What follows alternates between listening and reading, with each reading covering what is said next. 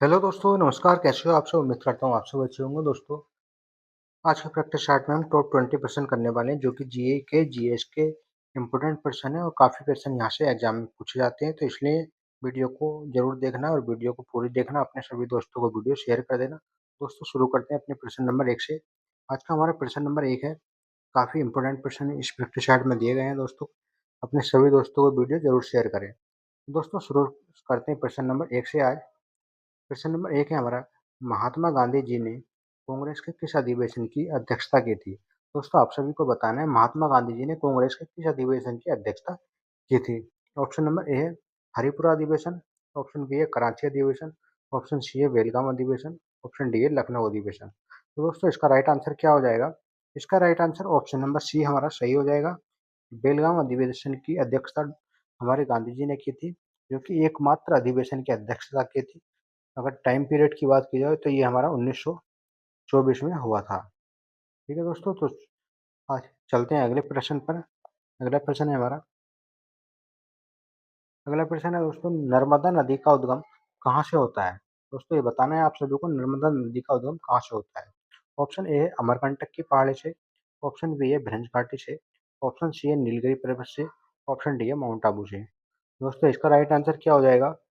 इसका right answer option number A सही हो जाएगा। अमरकंटक की पहाड़ी से नर्मदा नदी का उद्गम होता है। और पूछा जाए अमरकंटक की पहाड़ी कहाँ पड़ती है? दोस्तों ये मध्य प्रदेश में पड़ती है। और अमरकंटक की पहाड़ी में भी कहाँ से होता है? दोस्तों ये मैकाल मैकाल पर्वत श्रृंखला से इसका उद्गम होता है, नर्मदा नदी का। ध्यान रखेंगे। चलते हैं अगले प्रश्न पर। अगला प्रश्न है हमारा। जून 1165 नहीं है दोस्तों, ये 1665 है। 1665 में पुरंदर की संधि किस किस के बीच में हुई थी? ये बताना है आप सभी को, पुरंदर की संधि किस किस के बीच में हुई थी? ऑप्शन ए है मराठा और शिवाजी के। ऑप्शन बी है शिवाजी और पुलक सिंह द्वितीय के। ऑप्शन सी है मराठा और जयसिंह। ऑप्शन डी है शिवाजी और जयसिंह। तो इसका राइट आंसर क्या हो जाएगा दोस्तों? इसका right answer option number A सही हो जाएगा। जून 1665 में पुरंदर की संधि मराठा और शिवाजी के बीच हुई थी। ठीक है दोस्तों, ये ध्यान रखेंगे। चलते हैं अगले प्रश्न पर। अगला प्रश्न है हमारा। जिम कॉर्बेट पार्क किस राज्य में स्थित है? जिम कॉर्बेट पार्क किस राज्य में स्थित है दोस्तों? ऑप्शन नंबर ए है इसका यूपी। ऑप्शन बी है उत्तराखंड। ऑप्शन सी है हिमाचल प्रदेश। ऑप्शन डी है केरल। तो इसका राइट आंसर क्या हो जाएगा दोस्तों? इसका right answer option number B सही हो जाएगा। उत्तराखंड में हमारा जिम कॉर्बेट पार्क स्थित है। दोस्तों अगर पूछा जाए जिम कॉर्बेट पार्क के बारे में, तो इसका पुराना नाम हेली नेशनल पार्क है। हेली नेशनल पार्क इसका पुराना नाम है। और उसकी स्थापना पूछा जाए तो 1936 में इसकी स्थापना हुई थी। पूछा जाए इसका नया नाम, दोस्तों इसका नया नाम रामगंगा नेशनल पार्क रखा गया है, जो कि अभी इसका प्रस्ताव पारित नहीं हुआ है। ये भी ध्यान रखेंगे। दोस्तों उत्तर प्रदेश का हमारा एकमात्र है, जो कि इसका नाम है दुधवा नेशनल पार्क। ये दोस्तों ये ध्यान रखेंगे, ये हमारे लखीमपुर खीरी में स्थित है। अगले प्रश्न पर चलते हैं। अगला प्रश्न है हमारा। 12वीं अनुसूची में कुल कितने विषय हैं? दोस्तों 12वीं अनुसूची में कितने विषय दिए गए हैं ये बताना है। ऑप्शन नंबर ए है 12। ऑप्शन बी है 15। ऑप्शन सी है 16। ऑप्शन डी है 18। तो इसका राइट आंसर क्या हो जाएगा दोस्तों? इसका right answer option number D सही हो जाएगा। हमारे 12वीं अनुसूची में कुल 18 विषय का प्रावधान किया गया है। दोस्तों पूछा जाए हमारे 12वीं अनुसूची के बारे में, तो ये हमारे नगर पालिका से संबंधित है। नगर पालिका से ये हमारी अनुसूची संबंधित है, ये ध्यान रखेंगे। और इसे 74वें संविधान संशोधन 1992 में जोड़ा गया था, ये भी ध्यान रखेंगे। चलते हैं अगले प्रश्न पर। दोस्तों हमारा नेक्स्ट प्रश्न है। ब्राह्मणों पर जजिया कर लगाने वाला शासक कौन था? दोस्तों ब्राह्मणों पर जजिया कर किसने लगाया था? ऑप्शन ए है रुकनुद्दीन फिरोज। ऑप्शन बी है बलबन। ऑप्शन सी है फिरोज शाह तुगलक। ऑप्शन डी है इल्तुतमिश। तो इसका राइट आंसर क्या हो जाएगा दोस्तों? ऑप्शन नंबर सी इसका सही हो जाएगा। फिरोज शाह तुगलक ने ब्राह्मणों पर जजिया कर लगाया था। चलते हैं अगले प्रश्न पर। अगला प्रश्न है हमारा। प्रतिवर्ष राष्ट्रीय कैंसर जागरूकता दिवस कब मनाया जाता है? राष्ट्रीय जागरूकता कैंसर दिवस दोस्तों कब मनाया जाता है, ये बताना है आप सभी को। ऑप्शन नंबर ए है 7 नवंबर को, ऑप्शन बी है 9 नवंबर को, ऑप्शन सी है 12 नवंबर को, ऑप्शन डी है 8 नवंबर को। तो इसका राइट आंसर क्या हो जाएगा दोस्तों? इसका right answer option number A सही हो जाएगा। 7 नवंबर को हमारा राष्ट्रीय जागरूकता दिवस मनाया जाता है। चलते हैं अगले प्रश्न पर। अगला प्रश्न है हमारा, भारत में खनिज तेल का उत्पादन सर्वप्रथम कहाँ प्रारंभ किया गया था? दोस्त, खनिज तेल का सर्वप्रथम उत्पादन कहाँ किया गया था? ऑप्शन नंबर एक है डिगबोई में, ऑप्शन बी है राउरकेला में, ऑप्शन सी है भिलाई में, ऑप्शन डी है हाजीपुर में। तो इसका राइट आंसर क्या हो जाएगा दोस्तों? इसका राइट आंसर हमारा ऑप्शन नंबर ए सही हो जाएगा। डिगबोई हमारा असम में पड़ता है।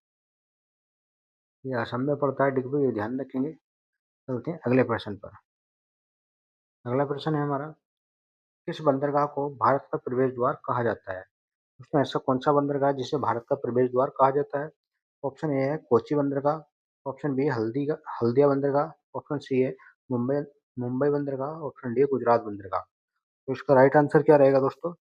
इसका right answer option number C सही हो जाएगा। मुंबई बंदरगाह को भारत का प्रवेश द्वार कहा जाता है। ठीक है दोस्तों, क्यों कहा जाता है?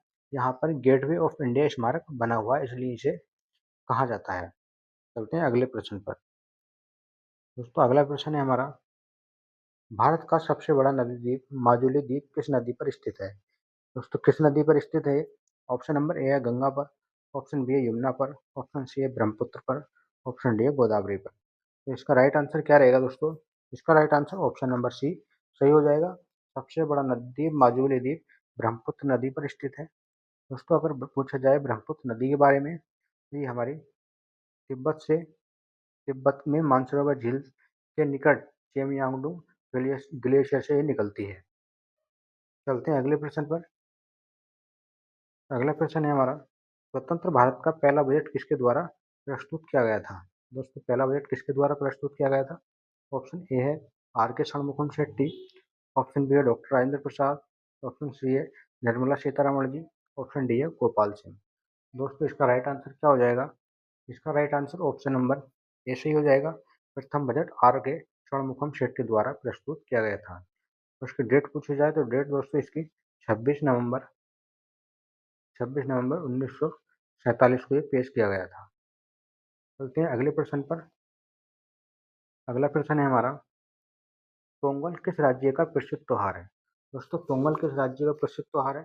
ऑप्शन नंबर ए है ओडिशा, ऑप्शन बी है तमिलनाडु, ऑप्शन सी है केरल, ऑप्शन डी है झारखंड। दोस्तों इसका राइट आंसर क्या हो जाएगा? इसका right answer option number B सही हो जाएगा।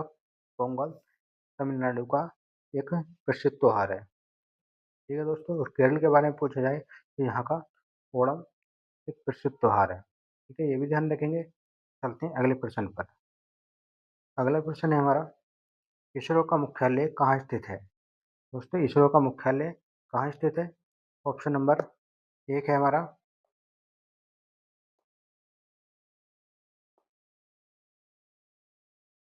इसरो का मुख्यालय कहाँ स्थित है? तो इसरो का मुख्यालय बताना है आप सभी को, कहाँ स्थित है। ऑप्शन नंबर एक है बेंगलुरु में, ऑप्शन बी है लखनऊ में, ऑप्शन सी है दिल्ली में, ऑप्शन डी है मुंबई में। तो इसका राइट आंसर क्या रहेगा दोस्तों? इसका right answer option number A सही हो जाएगा। इसरो का मुख्यालय बेंगलुरु में स्थित है। और इसरो के बारे में पूछा जाए, इसकी 1969 में इसकी स्थापना हुई थी। तो डॉक्टर डॉक्टर वी नारायण इसके अध्यक्ष हैं वर्तमान में। चलते हैं अगले प्रश्न पर। अगला प्रश्न है हमारा, सर्वाधिक विधानसभा की सीटें किस राज्य में स्थित हैं? कहाँ है सर्वाधिक विधानसभा की सीटें दोस्तों?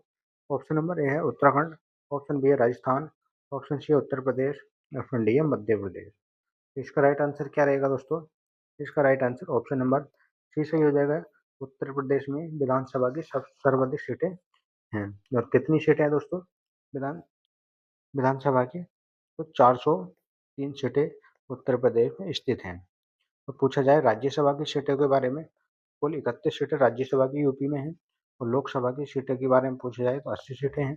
और विधान परिषद की कुल 100 सीटें उत्तर प्रदेश में स्थित हैं। ठीक है दोस्तों, चलते हैं अगले प्रश्न पर।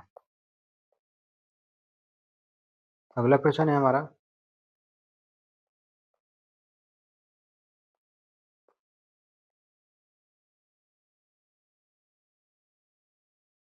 दोस्तों अगला प्रश्न है हमारा, भारत और पाक के बीच सीमा बनाने वाली रेखा को क्या कहा जाता है? भारत और पाक के बीच जो सीमा बनाती है उस रेखा को क्या कहा जाता है? ऑप्शन ए है मैकमोहन रेखा, ऑप्शन बी है रेड क्लिफ रेखा, ऑप्शन सी है डूरंड रेखा, ऑप्शन डी है समांतर रेखा। तो दोस्तों इसका राइट आंसर क्या हो जाएगा? इसका right answer option number B सही हो जाएगा। रेड क्लिफ रेखा हमारे भारत और पाकिस्तान की सीमा बनाने वाली एक रेखा है। मैकमोहन रेखा के बारे में पूछा जाए, ये तो हमारे भारत प्लस चीन के बीच में ये रेखा है। डूरंड रेखा के बारे में पूछा जाए तो ये हमारे अफगानिस्तान और इंडिया के बीच में ये रेखा है। ठीक है दोस्तों, तो आज के प्रैक्टिस सेट में इतने ही प्रश्न रखते हैं।